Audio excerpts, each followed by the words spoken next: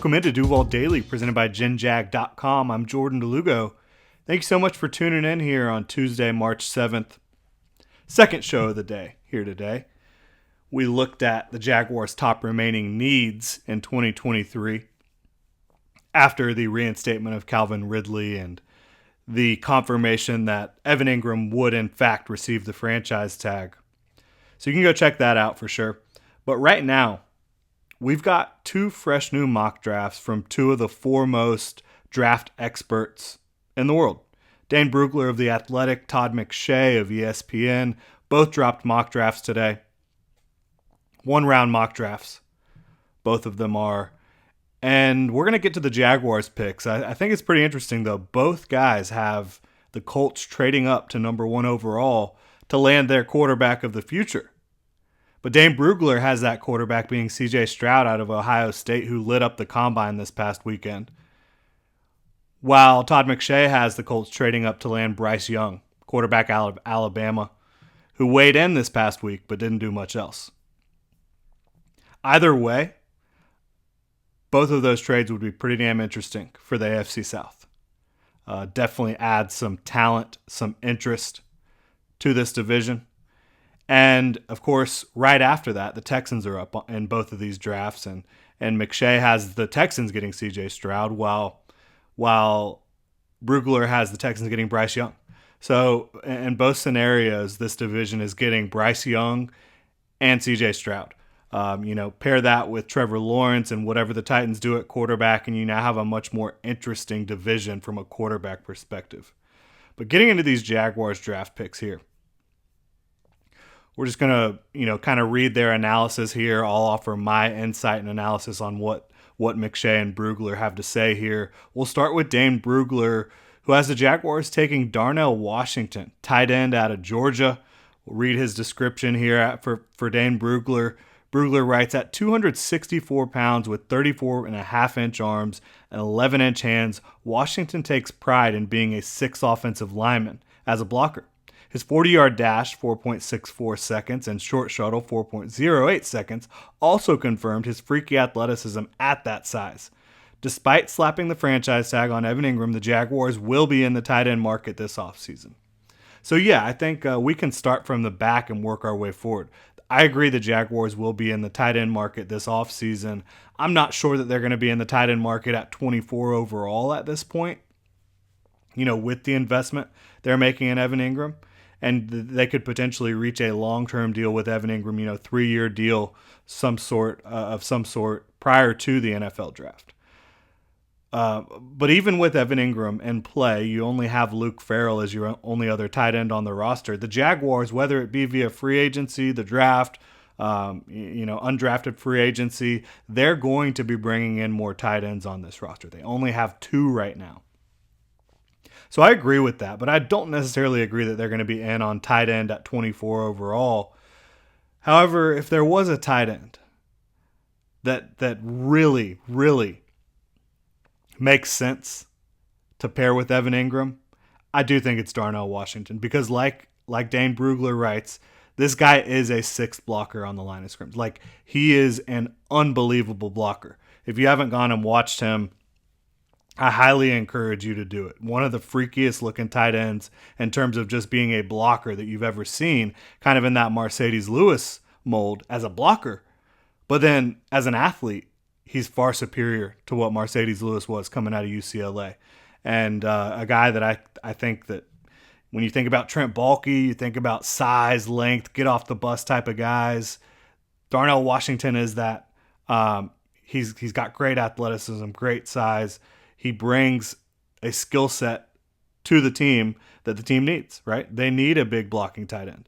And you look at Darnell Washington, I think day one, he's a top 5 blocking tight end in the NFL, if not the very best from the very first moment he steps on the field. That's how talented he is and effective he is as a blocker. And then you look at his receiving profile. You have the catch radius, you have the freaky traits, right? The athleticism. There's still some rawness there, but you certainly see the ability to go up and have a massive catch radius and bring in some passes that, quite frankly, just most humans would not be able to come down with. So it would be fun. It would be a really fun pick to get Darnell Washington here in Jacksonville. I wouldn't complain about it one bit because you're helping Travis Etienne. I think you're helping Trevor Lawrence. If you do both of those things, I think you're winning, right? You're helping your team move forward and improve in 2023. And gosh, I can just see it now, right? Darnell Washington sealing off an edge for Travis Etienne, who just explodes up the field. I mean, I think it would be a thing of beauty. That gets me juiced up just thinking about Darnell Washington being out there being a sixth blocker. And then some of the play action stuff you could do, some of the chip and release stuff you could do with Darnell Washington. Definitely try to use him as a seam stretcher as well. It would not be a pick that I would make here, I don't think, at this point, just because I think that there's other areas of the team that need to be addressed where maybe there's a player on the board who I think could offer a little bit more overall impact, I guess I would say. Like, I think Darnell Washington would make an impact, certainly on the running game and probably a little bit on the passing game in year one. But as a number 2 tight end, as a blocking tight end, is that going to be the biggest impact type of player that we can get? Maybe, maybe not. I do think Darnell Washington would be a good pick. I would not criticize the pick one bit if the Jaguars decided to go in that direction. I would be surprised, however, if they go in that direction, just because of the investment they're making in Evan Ingram and the other needs that they have on their roster right now currently. And then when you look at Todd McShay, what does Todd McShay have the Jaguars doing here at 24 overall? He has them taking a different Darnell Wright, offensive tackle out of Tennessee. And he says if the Jaguars let Jawan Taylor leave in free agency, Wright could be the replacement at right tackle opposite Cam Robinson. He plays with great balance and is outstanding as a run blocker. At 6'5" and 333 pounds, he ran a 5.01 40-yard dash, showing his quicks. I liked what I saw at the Senior Bowl too. McShay continues, Wright would help keep quarterback Trevor Lawrence upright and open up seams for running back Travis Etienne as the Jaguars continue to emerge as a player in the AFC. He allowed just 1 sack in 2022. Yeah, this is another pick where would it be my pick in this situation? Maybe not. But do I like the pick for the Jaguars? Yes, I do. I think Darnell Wright would be a really fun pick for the Jaguars. Would I take him over Anton Harrison? I mean, no, for me. I think Anton Harrison is a far superior prospect.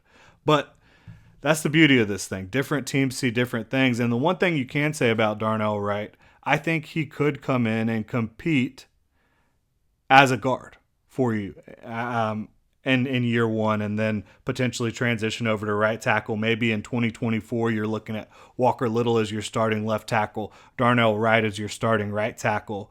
I think he's a really, really good player. I have more of a second round valuation on what Darnell Wright brings to the table because while he does have really good length and good overall athleticism and good tape, I just don't know that he has the smoothest feet when you're talking about shuffling, when you're talking about changing directions.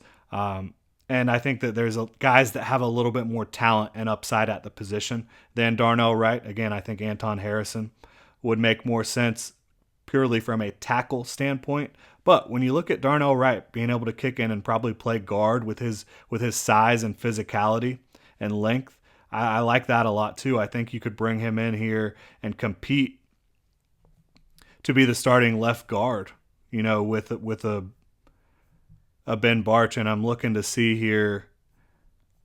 O'Cyrus Torrence is still on the board, and I've talked about O'Cyrus Torrence a good bit. I certainly do not value Darnell Wright over a guy like O'Cyrus Torrence, even though Darnell Wright might have more positional versatility. O'Cyrus Torrence, I think, would come in and massively upgrade the Jaguars' offensive line from day one. But Darnell Wright would be a quality pick. I really do think he would help the run game a lot. When you talk about replacing Jawan Taylor with Darnell Wright, if Darnell Wright was able to, beat out Walker Little for the starting job in year one, which I'm not sure that he would be able to.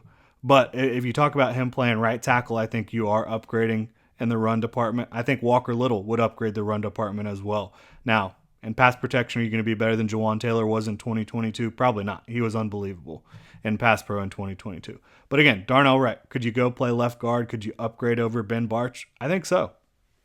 I think he could be an upgrade in 2023 at left guard and a long-term replacement at right tackle. So does that make sense for me? Yeah, you always want to fortify the trenches. You always want to make sure you're protecting Trevor Lawrence. I think this would help Trevor and it would help Travis Etienne as Todd McShay writes. So it'd be a quality pick. Again, neither of these picks would be the pick I would make, but I would endorse both of them from a roster building standpoint. And from an overall talent standpoint, I think Darnell Washington has a little bit of a freakier talent profile than a Darnell Wright does, but both bring plenty of size, plenty of athleticism, and some really damn good tape to come along with it. And when you talk about what Trent Baalke values in the draft, he values length. He values big, athletic guys that are get off the bus guys. He is heavily influenced by Bill Parcells, and Bill Parcells, he's one of these guys that you have your thresholds, and you do not stray from those thresholds very often, if ever, because they say, if you do that, if you start drafting exceptions, you're going to have a team full of exceptions, and you don't want to have that. You want to have a team full of big, athletic, talented football players. I think adding a Darnell Wright or a Darnell Washington would certainly do that, would add to that for the Jaguars. But that'll do it here. Hopefully you guys enjoyed the analysis. Let me know what y'all think about these draft picks in the comment section, or you can hit me up on Twitter at Jordan DeLugo. Of course, check out GenJag.com. Pick up some new Duval gear. Really helps the channel. Cannot do this without y'all. Really appreciate your support. Enjoy the rest of your Tuesday, Duval.